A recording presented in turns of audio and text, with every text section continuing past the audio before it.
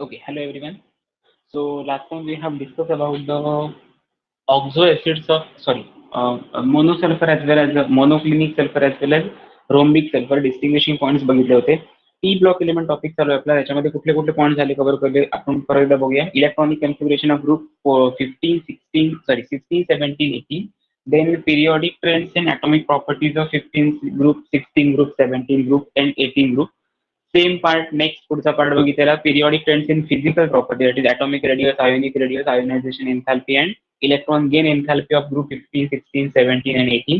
Next पुढचा part बघितलेला त्याच्यानंतर असं बघितलेलं chemical properties of group 16 17 18, anomalous behaviour of oxygen, anomalous behaviour of fluorine, हे दोन पॉइंट्स बघितले. Then chemical properties of group 16 मध्ये परत बघितलं ऑक्सिडेशन स्टेट. मग पुढचा पार्ट बघितला electron gain enthalpy, ionization enthalpy and which compounds generally form halides, means reactivity towards oxygen, reactivity towards HX, hydrogen halide. What is the thermal stability order? What is the thermal conductivity order? Melting point means values of physical constant, whether they are increases from top to bottom or left to right or decreases. हा part बघितला. मग पुढचा part बघितला group 16चा. त्याच्यामध्ये बघितलेलं group 16 मध्ये oxygen sulphur जे elements असतात त्याच्यामध्ये कुठले कुठले ॲलोट्रॉपी प्रॉपर्टी शो करतात, तो पॉईंट आपण बघितला. याच्यानंतरचा आपला पॉईंट असणार आहे तो म्हणजे ऑक्झो acids of sulphur ऑक्झो acids of sulphur आज आपण बघणार आहोत. त्याच्या अगोदर बघितलेलं मोनोक्लिनिक सल्फर म्हणजे अल्फा रोम्बिक सल्फर आणि अल्फा सल्फर म्हणजे बीटा सल्फर, ह्या दोन कंपोनंट्सच्या डिफरन्सेस बद्दल आपण डिस्कशन केलं होतं. ओके, सो हा एवढा पार्ट आपला कम्प्लीट झालाय. याच्यानंतरचा पॉईंट आहे त्याच्यामध्ये जनरल ट्रेंड्स येतात, जनरल प्रॉपर्टीज, जनरल त्याला आपण कन्सिडर करतो की जनरल प्रॉपर्टीमध्ये केमिकल प्रॉपर्टीज कन्सिडर करतो. आता असे कुठल्या कुठल्या जनरल प्रॉपर्टीज आहेत त्याच्यामध्ये पहिला पार्ट आहे oxo acids of sulphur. Okay, oxo acids of sulphur याचा ऍक्च्युअल अर्थ काय होतो? सल्फर हा कॉन्स्टिट्यूएंट एलिमेंट असेल आणि oxo stand for number of oxygen atom जास्त असते ते आपण ऑक्झो कन्सिडर करतो.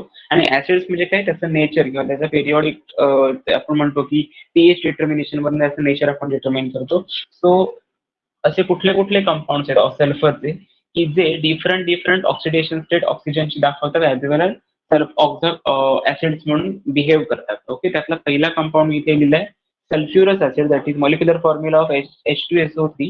क्वेश्चन पेपरमध्ये जनरली काय क्वेश्चन विचारला जातो, which among the following are the examples of oxo acids of sulphur, MCQ साठी क्वेश्चन येईल. अदरवाईज डायरेक्ट क्वेश्चन विचारला जातो number of lone pair of electrons present in the sulphur in case of oxo acids of sulphur असं असेल तर mention करा ते कुठले कंपोनंट्स आहेत. ऑक्झो ऍसिड्सच्या सल्फरवरती लोन पेअर ऑफ इलेक्ट्रॉन हे दोनच कंपाऊंड्स मध्ये प्रेझेंट आहे, peroxy disulphuric acid and sulphurous acid. त्याच्यामध्ये हे जे आपण दाखवतात ना लोब्स, त्याला आपण lone pair of electron consider करतो.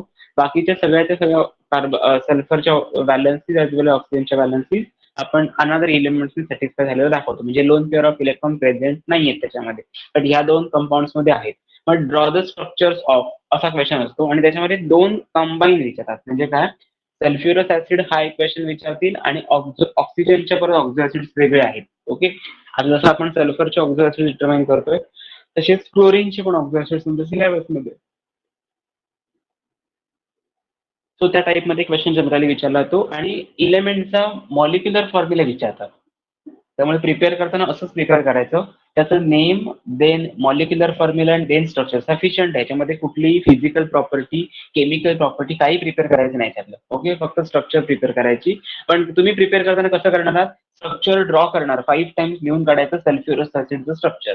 आता सल्फ्युरस ऍसिड आणि सल्फ्युरिक ऍसिड याच्यातलं डिफरन्स काय आहे, ऑक्सिजन एक्सेस अमाऊंट मध्ये आहे. मग ऑक्सिजन एक्सेस अमाऊंट मध्ये प्रेझेंट असेल तर त्याची पोझिशन कुठे आहे, तर जे सल्फ्युरस ऍसिडचे लोन पेअर ऑफ इलेक्ट्रॉन्स असतात ते ऑक्सिजनने रिप्लेस होतात, मग सल्फ्युरिक ऍसिड जनरेट होतो. असं स्वतःला समजावून जर प्रिपेअर केला तर तो पेपर इझी जातो किंवा त्या टाईपचे क्वेश्चन सॉल्व्ह करायला इझी पडतं. ओके, स्टार्ट करूया ऑक्झो ऍसिड्स ऑफ सल्फर. फर्स्ट आहे सल्फ्युरस acid.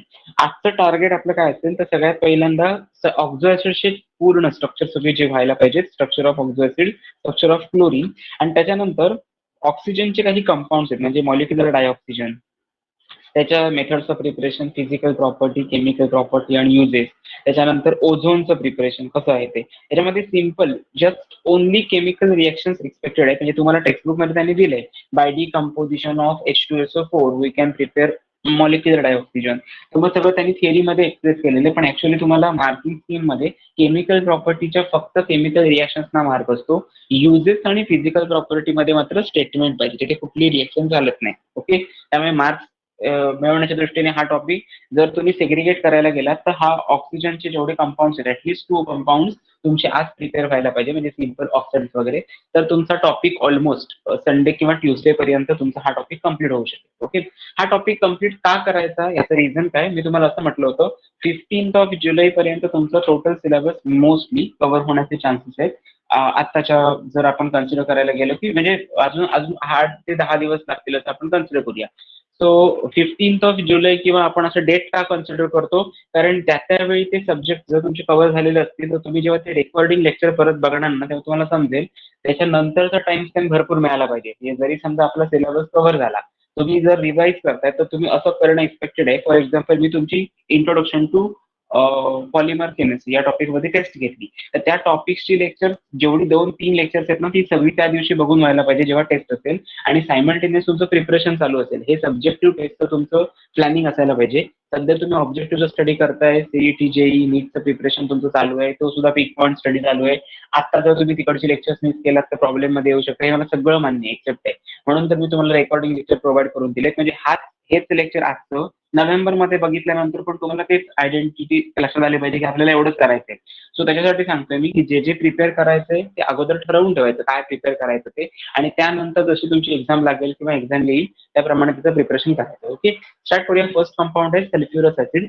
Molecular formula of sulfurous acid is H2SO3 and structure is represented in this way: sulfur, oxygen, oxygen, oxygen, then 2 hydrogens. Okay, आता जरा check करा. ऑक्सिजनची valency 2 असायला पाहिजे, बरोबर ना? तो इथे काय केलंय, सल्फरला ऑक्सिजन बरोबर 2 बॉन्ड फॉर्म केलेत. हा कार्बन आपला सल्फर कशामध्ये प्रेझेंट असतो, तर आपला इलेमेंट इलेक्ट्रॉनिक कन्फिगरेशनचा किंवा पिरियॉडिक ट्रेंड स्टडी केला.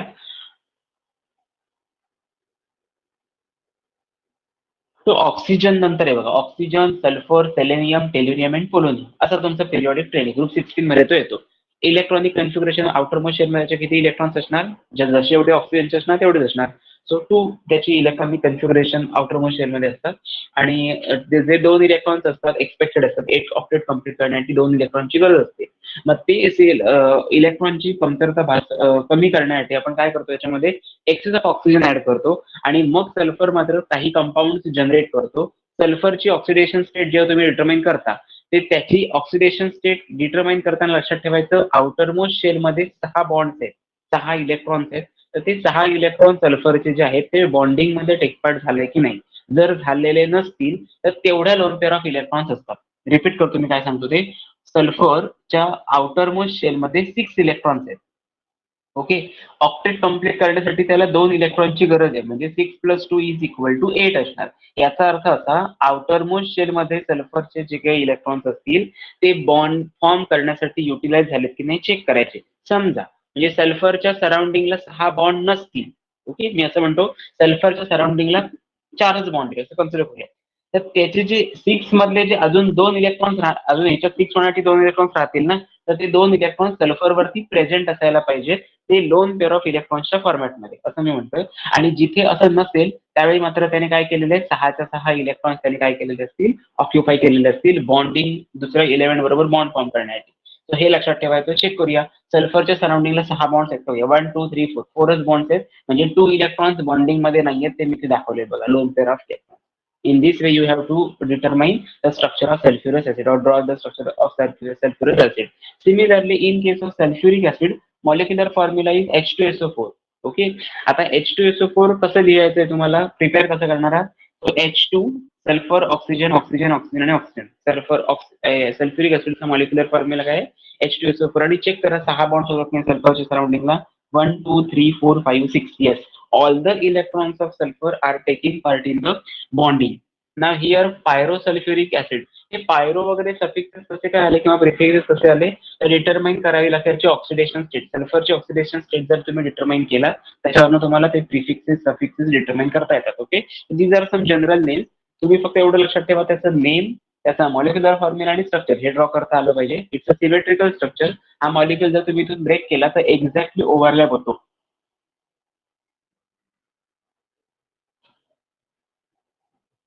या सल्फर वरती हा सल्फर ओव्हरलॅप होईल, या ऑक्सिजन वरती हा ऑक्सिजन, या ऑक्सिजन वरती हा ऑक्सिजन, या हायड्रॉक्सिल ग्रुप वरती या hydroxyl group, and this oxygen get overlap with this oxygen. Okay, so it is a symmetrical structure. So again check the oxidation state or the valency of sulfur. 1 2 3 4 5 6 6 bond generate होतात. ह्या sulphur वरती पण 6 bond generate होतात. म्हणजे ती बॅलन्सी total साठीच काय होतं, त्याला आपण कन्सिडर करतो pyro sulphuric acid, that is H2SO7. Okay, peroxy monosulphuric ऍसिडचा मॉलिक्युलर फॉर्म्युला आहे H2SO5 नॉट 4 हा. इथे H2SO4 होता तेव्हा सल्फ्युरिक ऍसिड म्हटलं. पेरॉक्सी सल्फ्युरिक ऍसिड म्हणजे काय, किंवा पेरॉक्सी मोनोसल्फ्युरिक ऍसिड म्हणजे काय, एक्सेस ऑफ ऑक्सिजन आपण वाढवतो, त्याला आपण पेरॉक्साइड असं कन्सिडर करतो, त्यामध्ये पण आपण ऑक्सिजन इन्क्रीज करतो. तो सेम फॉर्मॅट आहे. Peroxy monosulphuric acid may be represented as sulphur. आता बघा हे स्ट्रक्चर आणि हे स्ट्रक्चर मध्ये चेंज कुठे एवढं कम्पेअर करा. याच्यामध्ये फक्त 2 ऑक्सिजन इथे आहेत आणि याच्यामध्ये 3 ऑक्सिजन आहे टोटल. म्हणजे कुठल्याही OH च्या साइंडीला अजून एक समजा ऑक्सिजन ऍड केला तर सल्फ्युरिक ऍसिडचं कन्व्हर्जन पेरॉक्सी मोनोसल्फ्युरिक ऍसिड मध्ये होतं. म्हणून तो ऑक्सिजन कुठे असायला पाहिजे, हायड्रॉक्सिल ग्रुप आणि सल्फरच्या मध्ये एक ऑक्सिजन मी इन्क्लूड केलं. Okay, similarly peroxy disulphuric acid. आता पेरॉक्सी म्हणजे अगेन काय असणार, त्याच्यामध्ये इथे मोनो म्हटलं म्हणून एक ऑक्सिजन वाढवला, डाय म्हणजे काय असणार, 2 ऑक्सिजन वाढवणार. तर ते 2 ऑक्सिजन कुठे गेले, जरा इन्क्रीज केलेले आहेत किंवा कुठल्या कंपाऊंड मध्ये येत आहेत ते फक्त बघा. इथे तुम्हाला दिलेलं आहे double bond O double bond O, हा आहे OH आणि इथे मेन्शन केलंय ऑक्सिजन. ह्या दोन्ही सल्फ्युरिक ऍसिडच्या कंपाऊंड मध्ये हा ब्रिजिंग आहे. ब्रिजिंग म्हणजे काय, इन बिटवीन आहे, त्याला तुम्ही कन्सिडर करता पेरॉक्सी सल्फ्युरिक ऍसिड. आणि याच्या सराउंडिंगला 6 बॉन्ड होत नाही बघा, 1 2 3 4, इथे 4 होतात सल्फरच्या सराउंडिंगला, म्हणून त्याची लोन पेअर ऑफ इलेक्ट्रॉन आहे तसे दाखवले. आणि 1 2 3 4 याच्या सराउंडिंगला काय होत आहे, 4 होतात, म्हणजे अजून lone pair of electron present असतील तर त्या इथे दाखवले. एक 1 lone pair of electron present आहे. Okay, so total number of electron 4 valence electrons, किंवा तुमचे जेव्हा व्हॅलन्स शेल मध्ये 6 इलेक्ट्रॉन जर ऑक्युपाय होत असतील तर तुमचं कुठेही लोन पेअर ऑफ इलेक्ट्रॉन दिसत नाही. पण 6 पेक्षा कमी जर बॉन्ड सल्फरच्या सराउंडिंगला प्रेझेंट असतील तर लोन पेअर ऑफ इलेक्ट्रॉन दाखवायचे. Okay, so these are the oxo acids of sulphur. Similarly oxo acids of halogens in bit generally in your syllabus oxo acids of fluorine are there only. So just discuss करूया ते पण काय ते, पण त्याच्या आधी याचा स्क्रीनशॉट घेऊन ठेवा. ही स्ट्रक्चर, नेम आणि मॉलिक्युलर फॉर्म्युले माहिती असायला पाहिजे. Oxidation state of sulphur calculate करता आली पाहिजे. ओके, तर आणि तरच तुम्हाला हे डिटरमाइन करता येईल आणि लक्षात राहील. 2 क्वेश्चन पेपरमध्ये सेक्शन सी मध्ये हे शक्यतो क्वेश्चन येतात. 2 क्वेश्चन विचारतात स्ट्रक्चरला, 1 मार्क असतो प्रत्येक स्ट्रक्चरला. सो 2 स्ट्रक्चर याची 2 मार्क मिळून जातील.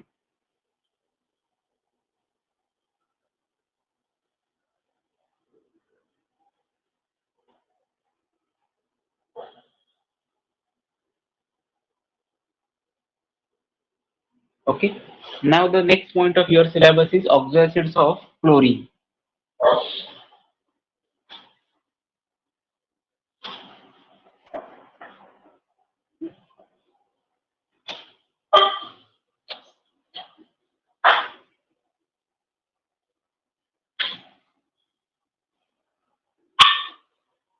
Oxo acids of fluorine.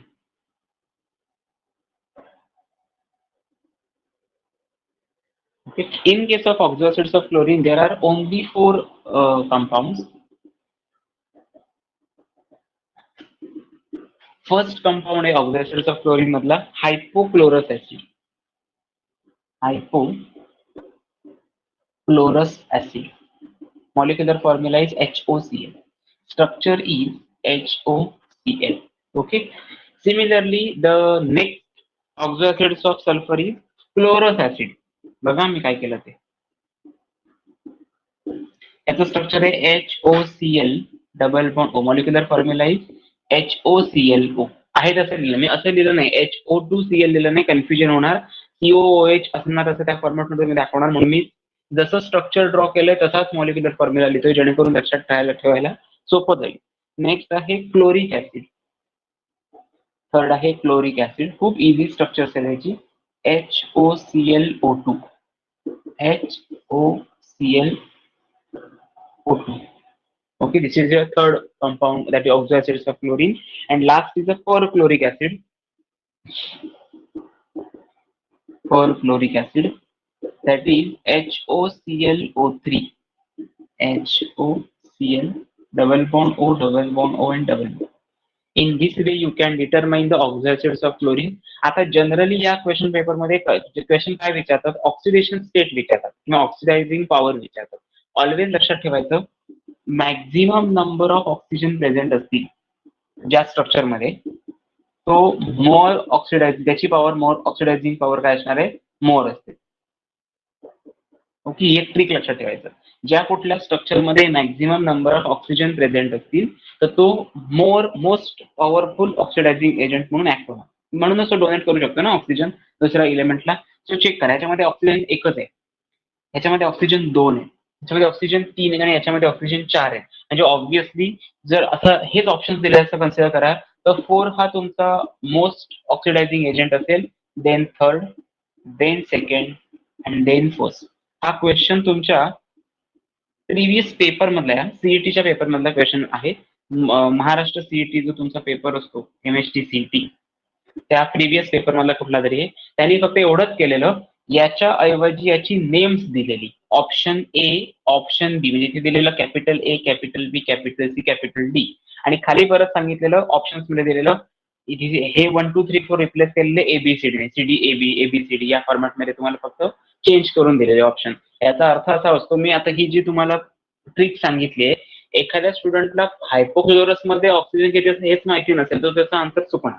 मी तुम्हाला काय सांगितलं, maximum number of oxygen present असतील ज्या स्ट्रक्चरमध्ये त्याची ऑक्सिडायझिंग पॉवर ग्रेटर असणार. म्हणजे तुम्हाला ऑक्सिजन किती येते माहिती आता इथे मी लिहिलंय म्हणून समजलं, पण जेव्हा पेपरमध्ये याच टाईपचे क्वेश्चन असतील तेव्हा गोंधळ असा होतो की आपल्याला नंबर ऑफ ऑक्सिजन किती आहे हे माहितीच नसतं, नावं दिलेली असतात पेपरमध्ये.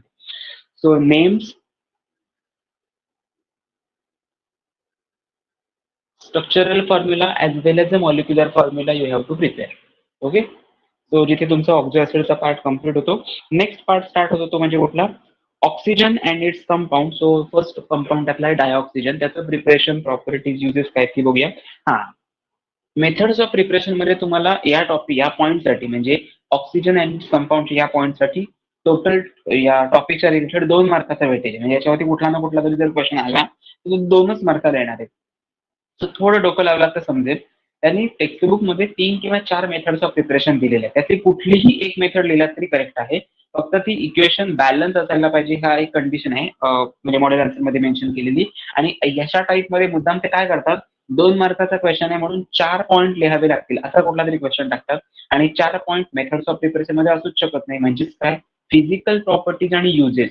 सो आता जो आपण पॉईंट स्टार्ट करणार आहोत, कंपाऊंड्स ऑफ सल्फर, हा जो पॉईंट असेल त्या पॉईंटमध्ये युजेस, जे कुठल्या कंपाऊंडचे युजेस आणि फिजिकल प्रॉपर्टीज आहेत त्या चांगल्या बेस्ट प्रिपेअर करा. आता काही प्रोसेस अशा आहेत की ज्याची नेम्स आययुपीएससी नेम्स किंवा तुमच्या सायंटिस्टच्या नेम बनवून त्याच्या प्रोसेस डिटरमाइन केल्या जातात. सो ती एक लक्षात ठेवा, कारण तुम्हाला क्वेश्चन पेपरमध्ये असा क्वेश्चन विचारतात, write the name of the process of synthesizing oxygen from lead oxide.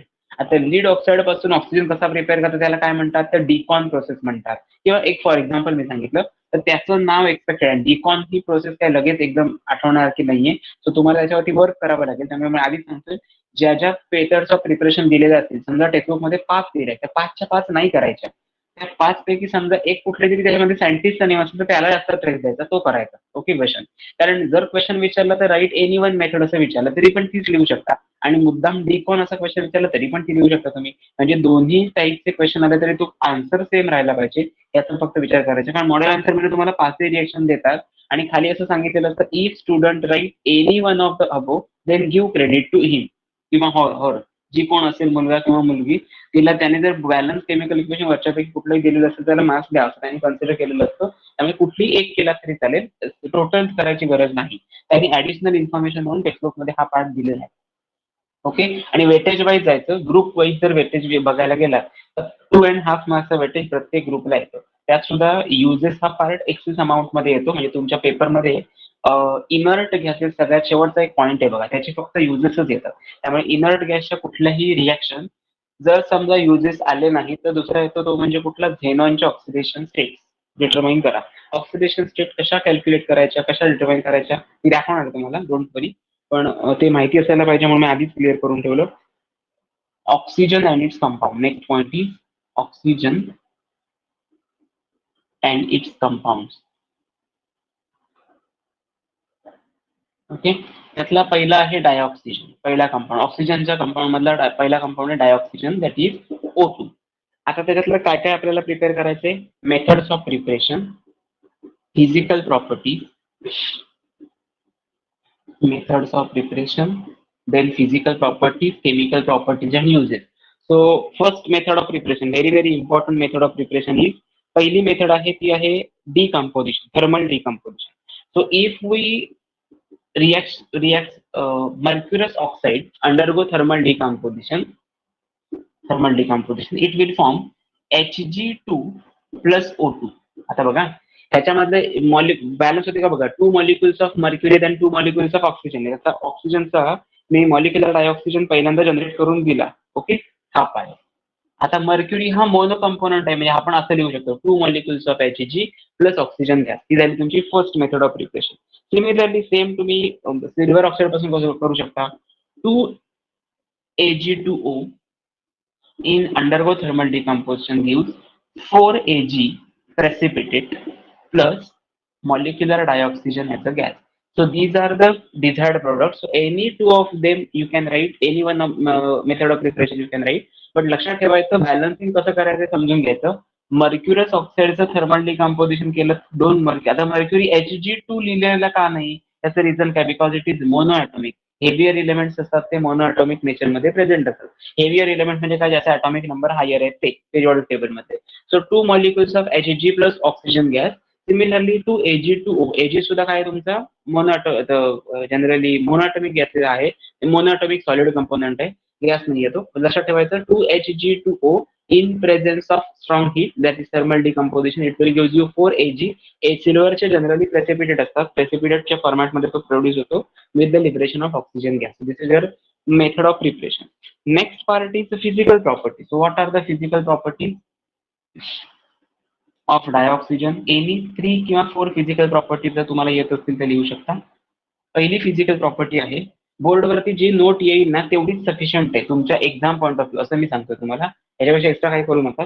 पहिली फिजिकल प्रॉपर्टी आहे, it is colourless odourless gas. Colourless odourless gas याचा अर्थ काय होतो, त्याला पर्टिक्युलर स्मेल नसतो. सिमिलरली कलरलेस आहे तो, त्याला पर्टिक्युलर कलर नसतो आणि त्याची स्टेट काय आहे, फिजिकल स्टेट काय, त्याची physical nature, that is gaseous state. Okay, generally it liquefies and freezes. याचं टेम्परेचर द्यावं लागेल. सो इट लिक्विफाईज म्हणजे O2 लिक्विफाईज at 90 Kelvin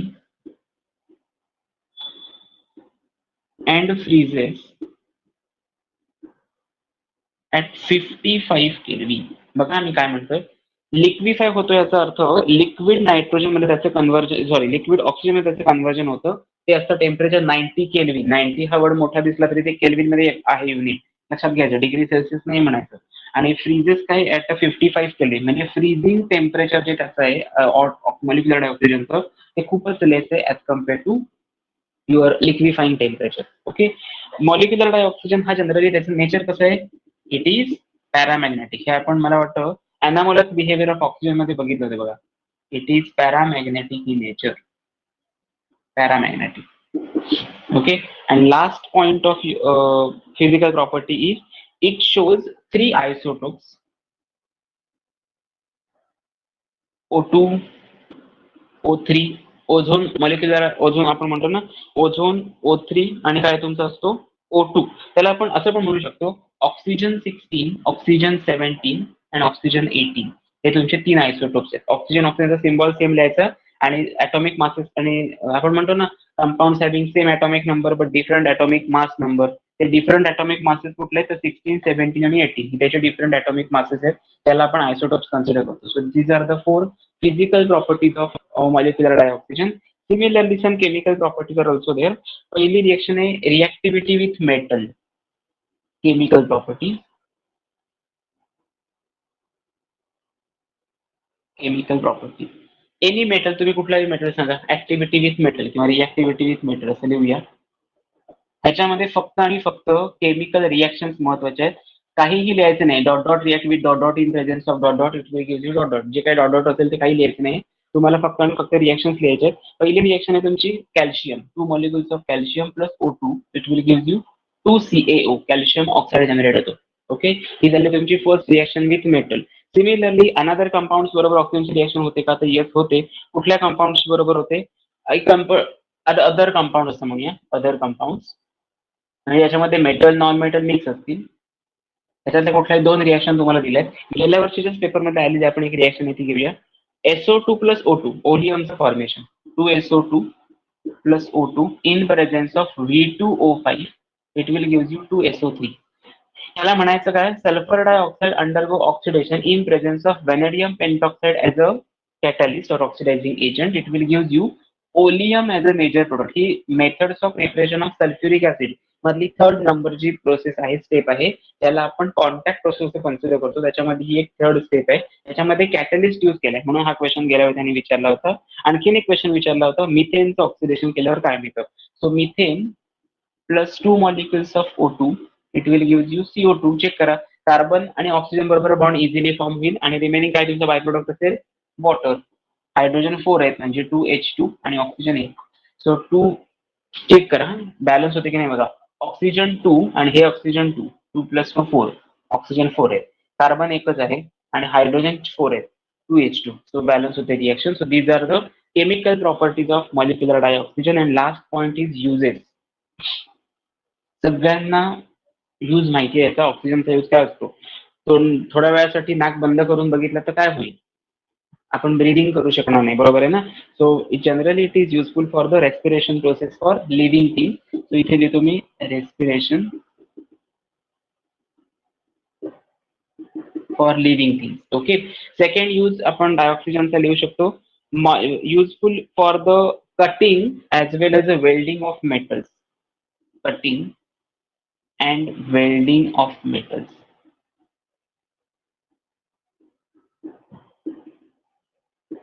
थर्ड आहे preparation of steel. Steel preparation मध्ये मॉलिक्युलर डायऑक्सिजन यूज केला जातो.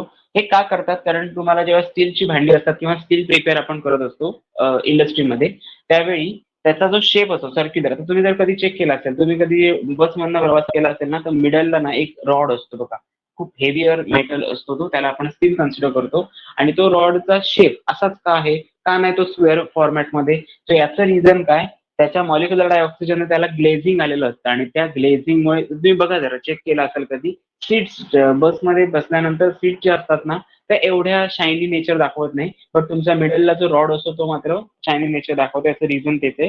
आणि जनरली अजून कशासाठी यूज केलं जातं, तर रॉकेट्समध्ये ऍज अ फ्युएल म्हणून लिक्विड ऑक्सिजन हा यूज केला जातो. Liquid oxygen is use as a fuel. Liquid oxygen म्हणजे काय, इथे आपण लिहिले बघा, it liquefies at 90 kelvin. Room temperature पेक्षा लोअर टेम्परेचरला 90 केल्विन पर्यंत तसं जर ठेवून दिलं ऑक्सिजन, त्याच्या वेपर्स फॉर्म जनरेट होतात. आणि त्या वेपर्स कशी, जेव्हा तुमच्या एअरचं प्रेशर कमी असेल, कुठे असतं एअरचं प्रेशर कमी, खूप उंचावरती, म्हणून रॉकेट फ्युएल मध्ये याचा यूज केला जातो. आणि तुम्हाला तो जो रॉकेट गेल्यानंतर बघा एक ट्रॅक दिसतो, त्याला आपण रॉकेट ट्रॅक असं कन्सिडर करतो. वरती ट्रेल पण असं कन्सिडर केलं जातं. एक पांढऱ्या रंगाचा पट्टा दिसतो आकाशामध्ये, तो कशामुळे असतो, त्याचं प्रेशर तिथे कमी असतं. आपल्या नेकेड आईजने आपल्याला ते व्हाईट कलरचे स्पॉट दिसतात, पण तिथे तिथे मोठा व्हाईट कलरचा स्मोक आलेला असतो. आणि तो स्मोक ऍटमॉस्फिअर मध्ये कधीपर्यंत राहतो, जोपर्यंत ऍटमॉस्फिअरचं प्रेशर तो लोअर स्टँडला येत नाही तोपर्यंत तुम्हाला दिसतो. तो काय आयुष्यभरासाठी कायम राहत नाही मात्र, एकदा रॉकेट गेल्यानंतर तसंच राहत नाही, लक्षात ठेवायचं. So these are some methods of preparation, physical property, chemical property and uses of dioxygen. In this way you have to perform. आता याच्यातला 2 मार्काचा क्वेश्चन काय येऊ शकतो, मी मागाशी म्हटल्याप्रमाणे युजेस येऊ शकतात, फिजिकल प्रॉपर्टी. एक दोनदा हा क्वेश्चन येऊन गेलाय हा अदर कंपाऊंड मधला. पहिला क्वेश्चन जो आहे 2SO2 plus O2 कुठे यूज केला जातो ऑक्सिजन, तो क्वेश्चन येऊन गेला. आणि मेथड्स ऑफ प्रिपरेशन आतापर्यंत कधी आलेले नाहीये, पण प्रिपरेशन तुम्ही करून ठेवा, जर पेपरमध्ये आला तर प्रॉब्लेम नको. पण एवढंच करायचंय या प्रत्येक फॉर्मॅटमध्ये.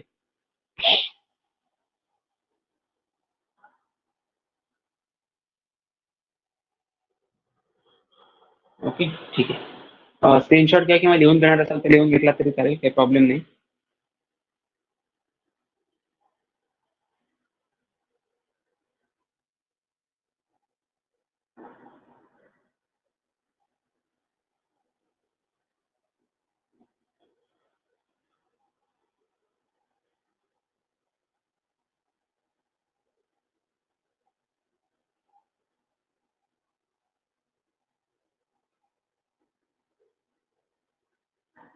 ठीक आहे. Next part of your syllabus is types of oxide. Second point is types of oxide.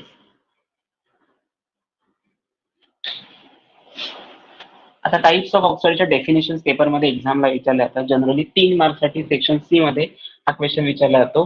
Name the oxides and give define the terms असा क्वेश्चन असतो. तुम्हाला त्याच्या ऑक्साईडची नेम माहिती असायला पाहिजे. There are 4 types of oxide. It is related with the oxide म्हणून या पॉईंटच्या अंडर आपण हे लिहितोय. Types of oxides. Types of simple oxides. First oxide is acidic oxide. Second one is basic oxide. Third one is amphoteric oxide.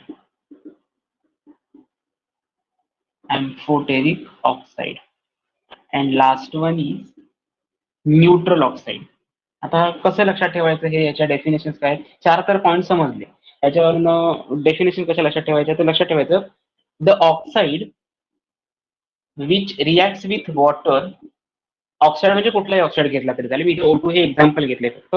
असं एखादा oxide घ्या, मी sulphur dioxide समजा मी घेतलं. Any oxide reacts with water to form an acid, then it is considered as acidic oxide. Okay. जर समजा तो acid form करत असेल त्याला तुम्ही काय कन्सिडर करता? Acidic oxide. मग या केसमध्ये या टोटल प्रोसेसमध्ये ऍसिडिक ऑक्साइड कोण झाला? हा रिॲक्शन झाला. Sulphur dioxide is a acidic oxide. Why this is so? Because definition मध्ये आपण असं सांगतोय acidic oxide is defined as when any oxide reacts with water to form an acid, that oxide is called as acidic oxide. Not acid is called as acidic oxide. लक्षात ठेवायचं. Similarly basic oxide साठी एखादं example घेऊन बघूया. मी example मुद्दाम घेऊन सांगतो. याचं रिझन काय येणार? प्रोडक्ट येणार H2SO3. लक्षात ठेवायचं. H2SO3. त्याला आपण तुम्ही सल्फ्युरिक ऍसिड असं मगाशी म्हटलं होतं. बेसिक ऑक्साइड मध्ये तुम्ही काय लिहू शकता? Calcium oxide, CaO plus H2O. It will form CaOH twice. Oxygen 2 आहेत. नाही, ऑक्सिजन हा येस ऑक्सिजन 2 आहेत, हायड्रोजन 2 आहे आणि कॅल्शियम 1 आहे. बरोबर आहे. So when the oxide which react with water to form a base, हा बेस आहे, त्याला आपण काय कन्सिडर करतो? Basic oxide. एम्फोटेरिक ऑक्साइडची डेफिनेशन काय सांगणार मग? The oxide which react with base as well as acid to form a salt. The oxide which reacts with base plus acid to form a salt. That oxide is called as a amphoteric oxide. First example is Al2O3, alumina. So Al2O3 plus 6 molecules of NaOH plus 3 molecules, check करा जरा, 3 molecules of H2O, correct है? It will form 2 Na3OL AlOH6, 2 Na3AlOH6. Okay. हा जो component आहे याच्यामध्ये water content OH present आहे, म्हणजे basic पण येतो आणि Al म्हणजे ऍसिडिक कंटेंट पण प्रेझेंट आहे. तर याला आपण ही रिएक्शन कशावर झाले बघा. हा अल्युमिना हा ऑक्साइड आहे, याची रिएक्शन बेस बरोबर झाली आणि ते वॉटर हे एम्फोटेरिक नेचर शो करतो, त्यामुळे इथे ऍसिडिक प्रॉपर्टी कन्सिडर केल्यात आणि त्याच्यामुळे सॉल्ट जनरेट झालेलं दिसतंय, त्याला आपण कन्सिडर करतो amphoteric oxide. Okay. Similarly neutral oxide म्हणजे काय? The oxides which are neither acidic nor basic. Neutral oxide म्हणजे काय? Neither acidic nor basic, then it is considered as a neutral oxide. आणि याचं बेस्ट एक्झाम्पल आहे न्यूट्रलचं symmetrical molecule CO and N. Okay. ही दोन एक्झाम्पल लक्षात ठेवा. सिंपल पार्ट आहे. टाइप्स ऑफ सिंपल ऑक्साइड पेपरमध्ये जर क्वेश्चन आला तर डेफिनेशनच्या टर्मसाठी येईल. काय काय लिहिणार तुम्ही? The acidic oxide is that oxide when it is react with water to form an acid. It is considered as example दिले एक एक. बेसिक ऑक्साइड मध्ये काय? The oxide which react with water to form base. Amphoteric oxide, the oxide which reacts with acid as well as the base to form a salt, then it is considered as amphoteric. And when any oxide it is which is neither it is acidic nor basic, then it is considered as a neutral oxide. अशी example दिले CO and NO. आता question paper मध्ये असा question येऊ शकतो, which among the following is an example of neutral oxide? Option MCQ मध्ये आला तर ऑप्शन मध्ये देईल SO2, CaO, Al2O3 and CO. Answer CO हे तुमचं येणार न्यूट्रल ऑक्साइड. सेम एम्फोटेरिक साठी असेल तर Al2O3 हे तुमचं एम्फोटेरिक साठी असेल. बेसिक असेल तर CaO आणि ऍसिडिक असेल तर SO2. या टर्म्स मध्ये क्वेश्चन जनरेट होतात म्हणून सांगितलं. एक एक ह्या पॉइंटला मला एकच मार्क द्यायचा असेल, कन्सिडर करूया मी ऍज अ पेपर सेटर असेल तर मी या टाइप मध्ये क्वेश्चन विचारू शकतो. म्हणून सांगितलं की प्रेडिक्शन आधी करून ठेव, काय काय प्रिपेअर करायचं, ह्याच्याची डेफिनेशन करायची आणि एक एक्झाम्पल फक्त बघून ठेवायचं. बरीचशी मुलं असं लिहितात acidic oxide is the oxide which show acidic nature. आता ऍसिडिक नेचर म्हणून त्याला ऍसिड म्हणतात, हे बरोबर आहे. बेसिक म्हणजे बरोबर आहे, पण हे कधी जेव्हा रिएक्ट होतात वॉटर बरोबर त्याच वेळी, म्हणजे इन ऍब्सेन्स ऑफ वॉटर हे ऍसिडिक ऑक्साईड म्हणून ऍक्ट होत नाही. याच्यापासून वॉटर बरोबर रिएक्शन केल्यानंतर ते डिझॉल्व्ह फॉर्मॅटमध्ये असतात आणि ज्याचा पीएच हा तुमचा ऍसिडिक असतो, म्हणून त्याला ऍसिडिक ऑक्साईड असं कन्सिडर करतात. सो प्लीज त्याच्यामध्ये कन्फ्युजन नको. जे तुम्हाला बोर्डवरती घेतलंय ते सफिशियंट आहे. वॉटर बरोबर रिएक्शन झाल्यानंतर ऍसिड जर जनरेट होत असेल तर ज्याची रिएक्शन वॉटर बरोबर होते त्याला ऍसिडिक ऑक्साईड आपण म्हणतो. याला ऍसिडिक ऑक्साईड म्हणत नाही, लक्षात ठेवायचं. मोस्ट ऑफ द स्टुडंट असं लिहून ठेवतात, any compound acts with water to form an acid. Any compound नाही, तो ऑक्साईड आहे ना, तो सल्फर डायऑक्साईड. एनी कंपाऊंड म्हणजे मी इथे समजा सीओ घेतला तर सीओ प्लस H2O घेतल्यानंतर कुठलाच प्रोडक्ट जनरेट होत नाही. मग तुम्ही तरी पण H2SO थ्रू किंवा H2CO3 लिहू शकत नाही. So लक्षात ठेवायचं की आपल्या आन्सर मध्ये डायसी नेचर असता कामा नये. ओके, सो प्रिपेअर करायला पाहिजे ते प्रॉपर.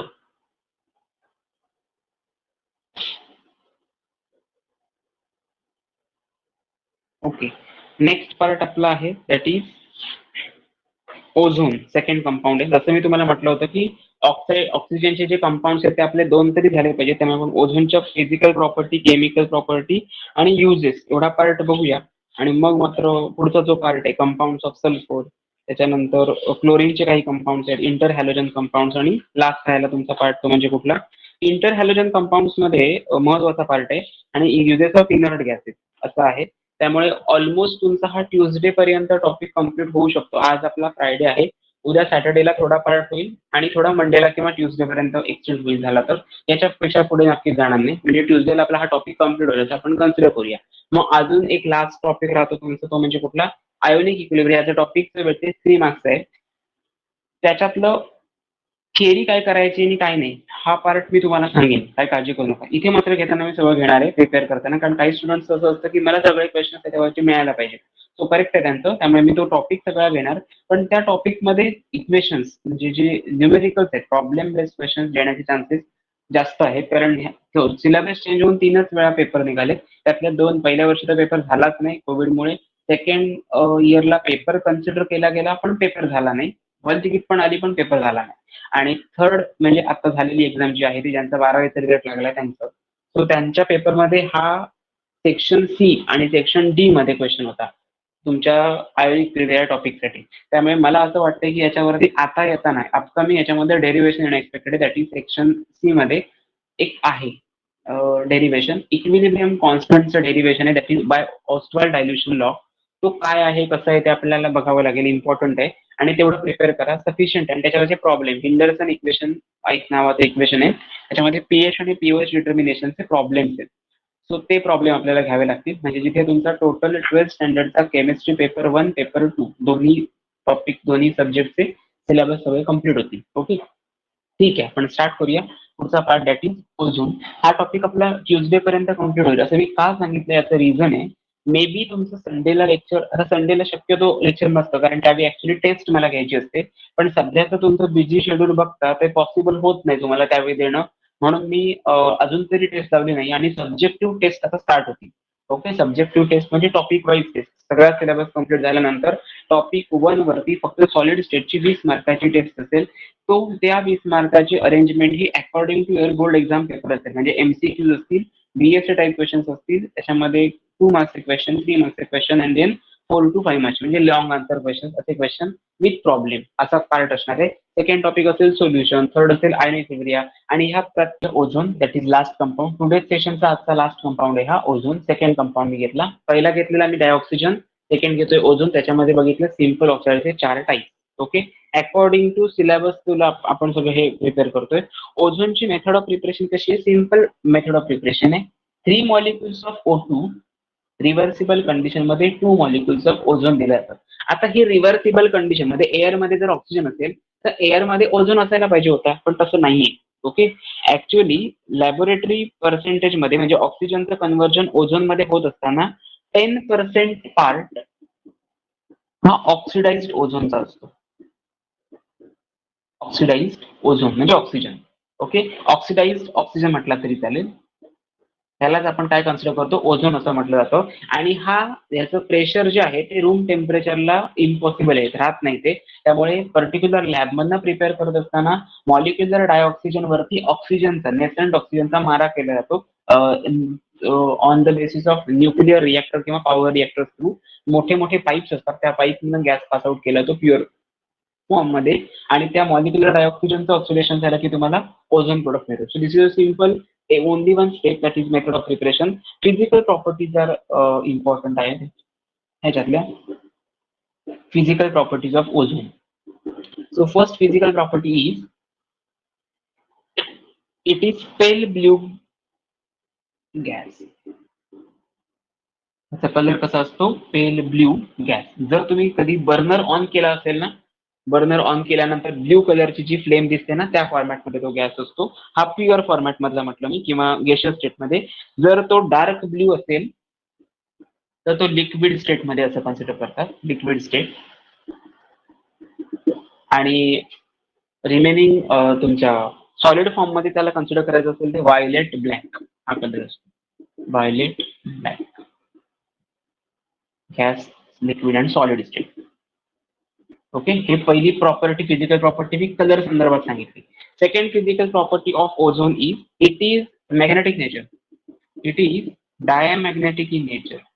डायमॅग्नेटिक कधी असतो, त्याच्यामध्ये पेअर्ड इलेक्ट्रॉन्स प्रेझेंट असतात, आणि जो तुमच्या मॅग्नेटिक फील्ड मध्ये ठेवल्यानंतर रिपेल करत असेल तर तो डायमॅग्नेटिक असणार, अट्रॅक्ट करत असेल तो पॅरामॅग्नेटिक असणार. त्या सबस्टन्सला किंवा त्या गॅसला मॅग्नेटिक फील्ड अट्रॅक्ट करत असेल तर पॅरामॅग्नेटिक, रिपेल करत असेल त्या मॅग्नेटिक फील्ड पेक्षा लांब लांब जात असेल त्याला आपण कन्सिडर करतो डायमॅग्नेटिक. ओके, अँड थर्ड तुमची फिजिकल प्रॉपर्टी आहे त्याची, when it is when inhaled above 110 ppm. ppm म्हणजे काय, पार्ट्स पर मिलियन, हे त्याचं युनिट असतं, किंवा 100 ppm म्हटला तरी चालेल. 100 ppm पेक्षा जर जास्त तुम्ही इनहेल केलेलं असेल तर तुम्हाला headache, it causes nausea and headache. Okay, डोकं दुखायला लागतं कंटिन्युअसली जर तुम्ही त्याच्या कॉन्टॅक्टमध्ये असाल तर. इनहेल्ड याचा अर्थ नाका वाटते जर तुमच्या तो ओझोन कंटिन्युअसली. तुम्ही घरामध्ये पण बघा, आयसोब्युटेन गॅस असतो, एलपीजी, लिक्विफाईड पेट्रोलियम गॅस, तो जर ओपन करून तसंच ठेवलं तर अनकॉन्शियसनेस जाणवतो, डोकं दुखायला लागतं, त्रास जाणवतो. सो अशा वेळी काय करायचं, अशा वेळी म्हणजे त्याच वेळी नव्हे, हे जेव्हा तुम्ही इनहेलिंग करून झालं आणि तुम्हाला जर त्रास जाणवायला लागला, गॅस मॉलिक्युल आधी बंद करायचा, आणि तुमच्याकडे इलेक्ट्रिक पंप हे असेल, किंवा ज्याला आपण म्हणतो वॉटर प्युरिफायर, किंवा म्हणतो आपण सॅनिटायझेशनच्या वेळी आपण कोविडच्या काळामध्ये यूज करायचो, पाण्याची वाफ घ्यायचं, त्याचं एक मशीन असतं. ते मशीन जर घेतलात ना तर आतले जे ब्लॉकेज ते वॉटर आहे ना, ते मॉलिक्युलर डायऑक्साईड त्याच्यामध्ये प्रेझेंट असणार आहे, आणि त्या ऑक्सिडाइज्ड ऑक्सिजनचं हिटिंग झाल्यामुळे ते कोल्ड कंडिशनला किंवा लोअर टेम्परेचरला येतच नाही. हीट झाल्यामुळे ते ब्लॉकेज, आतमध्ये जे ब्लॉक असतील ना ते निघून जातात. डोक्यामध्ये जर भरलेलं असेल किंवा डोकं जर दुखत असेल ना तर ती डोकेदुखी थोडी थांबते, कमी होते. त्यामुळे त्याची गरम पाण्याची वाफ जर घेतला तर ते हेडेक कमी होतं. Okay, so these are the only three physical properties. Next is the chemical property. So first important chemical property is the bleaching action. Important chemical property is bleaching action. Bleaching कशासाठी आपण use करतो, cleaning purpose साठी, बरोबर ना. Bleaching property, ज्या property मी इथे घेतोय त्याच प्रिपेअर करा, बाकी ज्या टेक्स्टबुक मध्ये दिलेल्या असतील त्या नाही केला तरी चालेल. ओके, इव्हन प्रिपेअर पण नाही केला तरी चालेल, कन्फर्म. सो ब्लिचिंग प्रॉपर्टी काय आहे त्याची, जनरली ओझोनचं डिकम्पोजिशन केल्यानंतर आपल्याला असा प्रोडक्ट मिळणार, O+O2. ओके, हा जो ओझोन आहे हा इथे प्रत्येक बघा जरा चेक करा, पेल ब्ल्यू, डार्क ब्ल्यू आणि व्हायलेट ब्लॅक, म्हणजे हा कलर कंपोनंट आहे. कलर्ड मॅटर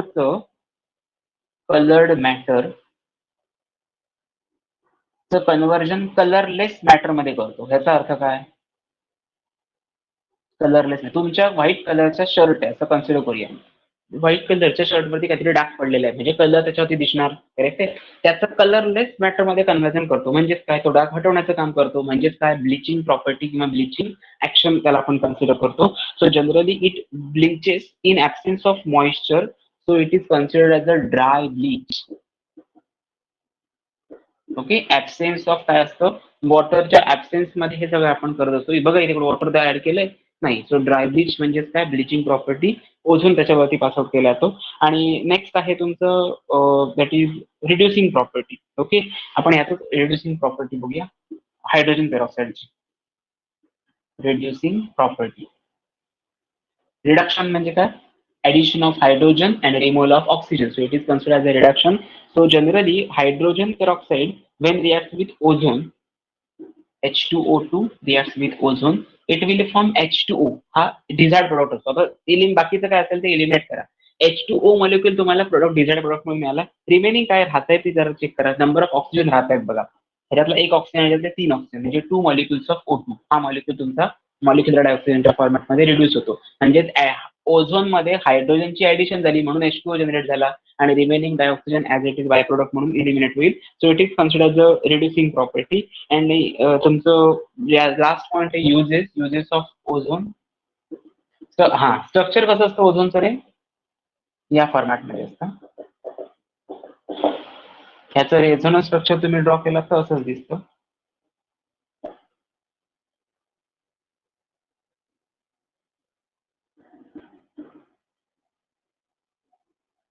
हे आहे बरोबर आहे स्ट्रक्चर. ओके, हे रेझोनन्स स्ट्रक्चर आहे. O3 मॉलिक्युल फक्त एक म्हणजे काय, आपण करूया इथे 1 2 3. पहिल्या स्ट्रक्चर मध्ये ऑक्सिजन नंबर 1 आणि ऑक्सिजन नंबर 2 च्या मध्ये डबल बॉन्ड आहे. इथे पण 1 2 3 घेतलं तर दुसऱ्या स्ट्रक्चर मध्ये 2 आणि 3 च्या मध्ये डबल बॉन्ड दाखवला आहे. एवढंच फक्त. त्याला आपण एक दोनदा पेपर मध्ये येऊन गेलेत. आणि त्याची बॉन्ड लेंथ ही फिक्स असते. ही जी बॉन्ड लेंथ असते ना ऑक्सिजन आणि या ऑक्सिजन मध्ये, ती असते 128 पिकोमीटर. ही त्याची बॉन्ड लेंथ फिक्स असते. आणि ऑक्सिजन मधला बॉन्ड अँगल 117 डिग्री हा पण फिक्स असतो. ओके, नॉट डिग्री सेल्सियस, हा 117 degree. And bond length of 2 oxygen in of ozone is 128 picometre. हा क्वेश्चन VSA सारख्या बेससाठी विचारला जाऊ शकतो. माझ्यासारखा एक्झामिनर असेल तर मी मुद्दाम विचारणार. ओके, कारण त्याची व्हॅल्यू लक्षात राहत नाही. ज्याचं प्रिपरेशन चांगलं झालेलं आहे तोच ते आन्सर लिहू शकतो. बाकीचे गेस करणार आणि आन्सर चुकवून ठेवणार. आणि VSA मध्ये गेसिंग चालत नाही. कन्सेप्च्युअल नॉलेज असेल तरच तुम्हाला मार्क्स मिळतात, अदरवाईज मिळत नाही. ओके, आता ओझोन डिप्लेशन जे होतं, आपल्याला एक छोटीशी प्रॉपर्टी बघा, ओझोन डिप्लेशन टेक्स्टबुक मध्ये पण दिलेली आहे. एक्झॅक्टली काय होतं ते, ozone depletion is nothing but what, आपल्याकडनं सनकडनं येणारे जे UV रेज आहेत ते तुमच्या स्किनवरती डायरेक्ट किंवा अर्थवरती कुठल्याही अॅनिमल, लिव्हिंग ऑर्गॅनिझम, प्लांट कशावरती जास्त डायरेक्ट पडले तर ते बर्न होऊ शकतात, एवढी त्याच्यामध्ये टेंडन्सी असते. ओके, मग ओझोन काय करतो, ह्याची डेन्सिटी खूपच अप्पर साईडला वरती आहे ना, तो म्हणजे त्याची डेन्सिटी लेस आहे. जर तो लेस डेन्सर असेल त्याचा एक लेअर, 3 लेअर जनरेट झालेला असतो. त्या 3 लेअर मधनं तो येत असताना काय होतो प्रॉब्लेम, तुमच्या ओझोनचा पाय, तुमचे जे येणारे UV रेज आहे ते आपल्यापर्यंत यायला अटकाव करतात. ओके, आपल्यापर्यंत येत नाही, ज्याला आपण कन्सिडर करतो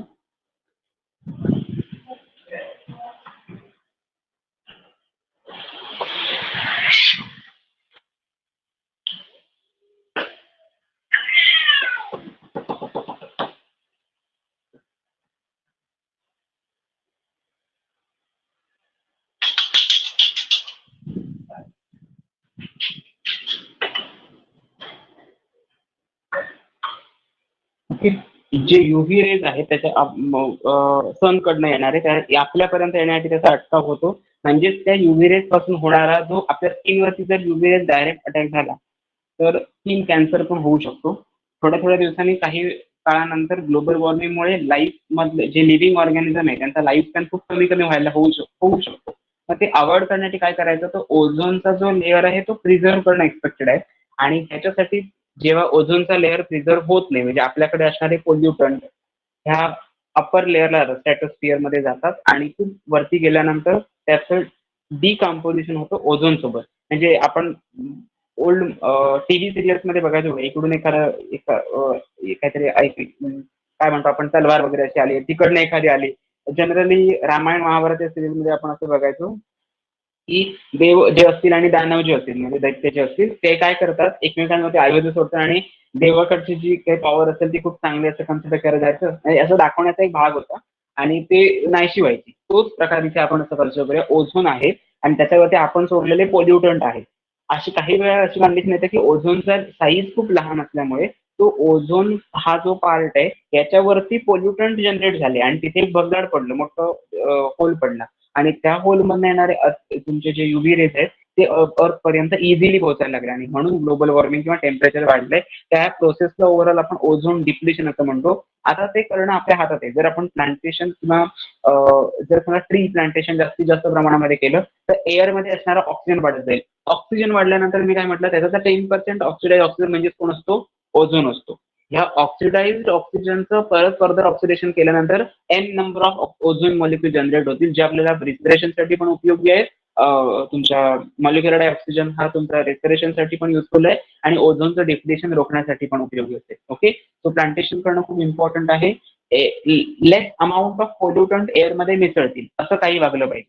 म्हणजे कम्प्लीट कंबशन व्हायला पाहिजे. इनकम्प्लीट कंबशन केल्यामुळे काय होतं, त्याच्यामधून निघणारा जो कार्बन आहे तो कार्बन सुद्धा टॉक्सिक कंटेंट जनरेट करतो. आपण बघा कार्बन कंटेंट आपण झाडांना खत घालतो त्याच्यामध्ये कार्बन प्रेझेंट असतो, जो युजफुल आहे. पण जर तुम्ही इनकम्प्लीट कंबशन केलात म्हणजे लाकूड जाळायला सुरुवात केला आणि ते नंतर विझवलं तर त्यातून जो स्मोक निघतो हा टॉक्सिक आहे. त्याच्यापासून तुमच्या ब्रिदिंगला तुम्ही खोकता बघा लगेच दूर जर गेला नाकात डोळ्यातनं पाणी येतं किंवा तुम्हाला खोकला लागतो. So these are some indication, पण आपण त्याला निग्लेक्ट करतो, दुर्लक्ष करतो त्याच्याकडे आणि आपल्याला जे योग्य वाटतं तेच आपण करतो. सो हे चुकीचं आहे ऍक्च्युली. याच्यावरती आपण थोडं जागरूकतेने बघायला पाहिजे. Okay, so what are the uses of ozone? First, it is use for the sterilising the drinking water. Use in sterilising drinking water.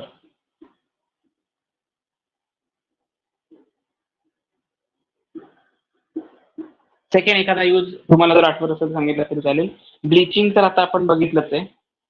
हा, synthetic camphor preparation. Synthetic camphor preparation. Third use, bleaching action. Bleaching action. So these 3 uses sufficient आहे. तेवढं मात्र prepare करायला पाहिजे. Methods of preparation, physical properties, chemical properties and then uses, एवढा part sufficient आहे. Just take a screenshot पास. याच्यानंतर आपण म्हणजे नेक्स्ट लेक्चरला, उद्याच्या लेक्चरला आपण काय बघणार आहोत? कंपाऊंड्स ऑफ सल्फर स्टार्ट करणार आहोत. त्याच्यामध्ये युजेस ऑफ सल्फ्युरिक ऍसिड नावाचा एक छोटासा पार्ट आहे. ओके, तो खूप इम्पॉर्टंट आहे एक्झाम पॉईंट ऑफ व्ह्यू, पेपरमध्ये विचारला जातो. सो तो एक पार्ट आपल्याला बघायचा आहे. आणि then chlorine and its compound उद्या कम्प्लीट होतील. त्याच्यामध्ये डिकॉन प्रोसेस जी मगाशी मी म्हटलं तुम्हाला तो पार्ट असेल आणि इंटर हॅलोजन कंपाऊंड. हे 3 पॉईंट्स तरी ऍटलीस्ट उद्या व्हायला पाहिजेत. म्हणजे मंडेला आपलं युजेस ऑफ इनर्ट गॅसेस आणि इनर्ट गॅसेस बद्दल डिस्कशन होईल. या टॉपिकचे प्रिव्हियस इयर क्वेश्चन्स जे आहेत ते मी तुम्हाला आज स्टडी मटेरियल सेशनमध्ये अपलोड करून देतो. आणि आतापर्यंतचा जेवढा झालेला पार्ट आहे त्याच्या थिअरी जो पार्ट आहे, थिअरी पार्ट नोट्स रिलेटेड, तोही स्टडी मटेरियल सेशनमध्ये अपलोड करून देतो, जेणेकरून तुम्हाला ते प्रिपरेशन करायला बरं पडेल वाचायला. ओके, रीडिंगसाठी. ठीक आहे, आज थांबूया. रिमेनिंग जो पार्ट आहे तो उद्या बघूया, कंटिन्यू करूया. थँक्यू.